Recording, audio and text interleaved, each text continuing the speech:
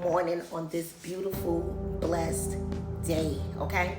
Beautiful weather. We woke up with life in our body. We have every reason to be thankful. So I wanted to come and make this video this morning because I have been MIA for quite a while. And over the next few days, you guys will see the journey throughout my Daniel fast. Now, I did not document every day, but I did as much as I could because some days was good, some days was bad. So before I really start my day and leave out of my house, I said, let me make me a meal for champions, okay? Because I got through that 21-day Daniel fast with no meat, no sugar, no dairy, no good things, just fruit and vegetables. And this is my first meal, which is 2 whitings, eggs with cheese, and some home fries, and a cup of orange juice, which I haven't had in 21 days. Now, when y'all see my videos, y'all gonna see it's a lot of highs and lows. I look different in a lot of them. Even right now, as I sit here and make this video, I noticed that your girl has slimmed down a little bit. You know what I'm saying? Daniel did his thing, okay? Daniel did his thing. If you have not been on a Daniel fast, do it. Now, don't jump out the window like I did without a parachute and go in for 21 days. Now, I did a Daniel fast before for like 3 days, but that really was not a fast. That was me, testing it out. Then I said, I got this. I could do this. I'm going to do 21 days.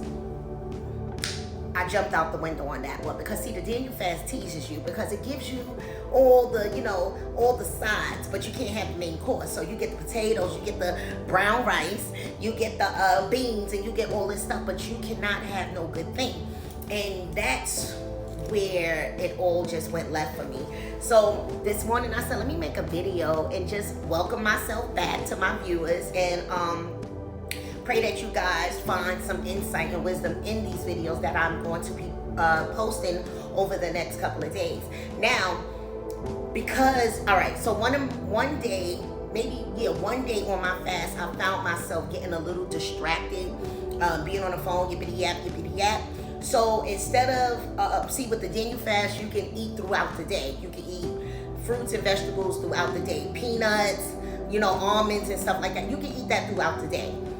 So because I was yipping and yapping on the phone one day, I chose to punish myself, okay? Before God punishes me. Because I made a promise to God stating that I will do this fast with no distractions. And I allowed myself to be distracted. I'm sorry, y'all. I'm sorry.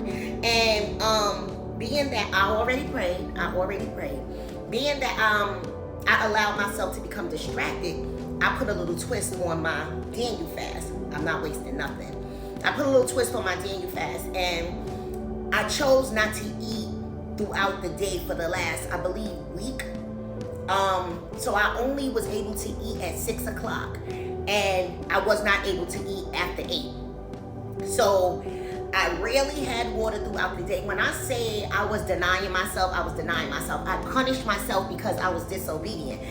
I'm not saying you have to do that, but I want all the benefits behind the fast. I knew that my fast held something in there for me. A lot of revelation, a lot of clarity, a lot of wisdom, a lot of knowledge, a lot of understanding, a lot of direction. And I want every bit of that. So whatever I had to do to feel that how can I say it? Whatever I had to do to get back on the right path, to get back on course, I shut the phone off. I spoke to my family and everything like that, and I did not watch anything or entertain anything that was not spiritually filled with knowledge. Now, I found myself strolling maybe through 1 video or 2 videos, and then I'm like, put it down.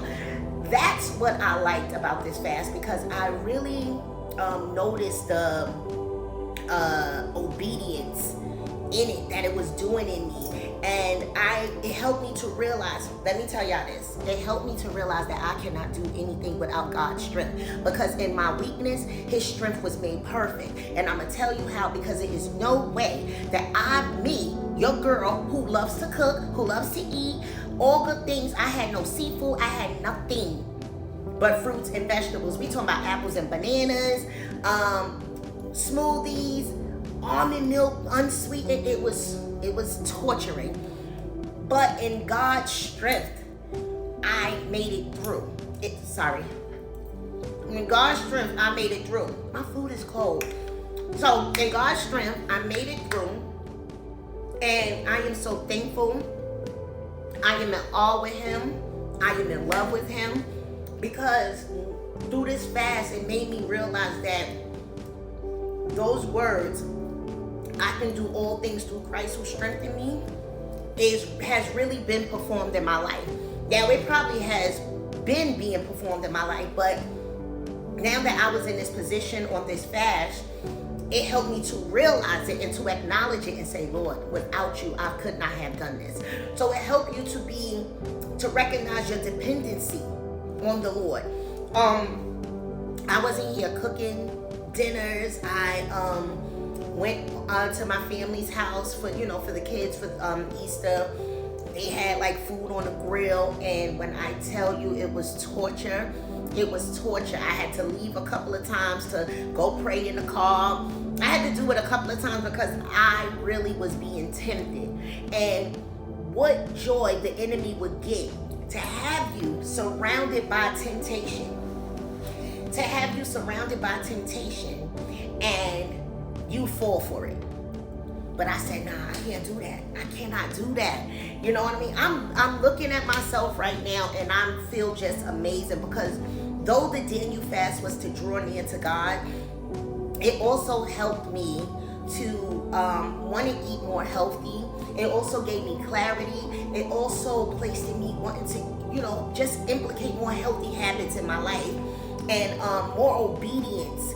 And it just, you really don't see what it's doing until you see what it's doing. And what I mean by that, you really don't understand it while you're in it. But then when you recognize that you are like, oh, I gotta change my fast because I was disobedient, it's showing you the will, the things that's changing, not just on the physical part, but in the heart.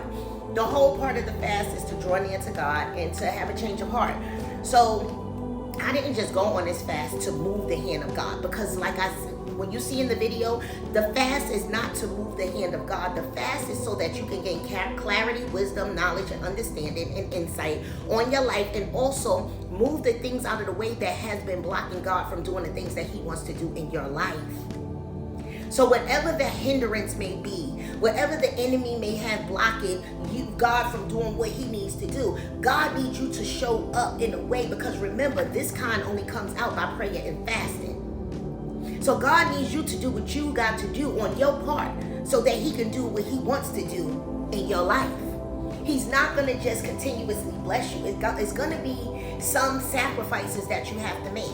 And for 21 days, okay, I'm so proud of myself. For 21 days, oh, wait. Before I get off here, let me say this. You're going to see it in the videos that I'm going to be posting over the next few days. But for 21 days, I've recognized that I could have been showing up way better in my fast. I could have been doing things a little bit different, but it's in God's grace that he blesses us with, that we are able to make the mistakes, but and then when we go on a fast again, we know what not to do, what not to engage in, what not to, we know the things in which not to do now.